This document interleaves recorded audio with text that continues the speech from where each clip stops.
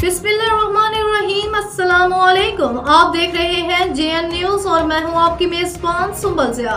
Bulletin का बाकायदा आगाज करते हैं और शामिल करते हैं अब तक की अहम तरीन खबर। डीजी रेंजर्स सिंध की ISER इंटर्नशिप के तलबा तालिबात के साथ खसूसी नशिस्त का इनेकाद। डीजी रेंजर्स ने तलबा तालिबात से तवील बातचीत की और तलबा के सवालात के तसल्ली बख्श जवाबात दिए।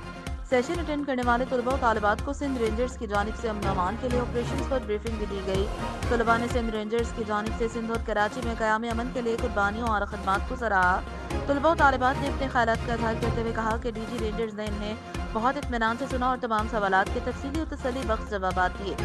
तलबा का कहना था कि हम सोशल मीडिया पर कच्चे के हवाले से और कराची में रेंजर्स की जानिब से मंसूब प्रोपेगेंडे को मुस्तरद करते हैं। तलबा तालिबात ने सेशन पजीराई की और डीजी रेंजर्स सिंध से कहा कि इस तरह के मजीद सेशन मुनाकिद किए जाएं।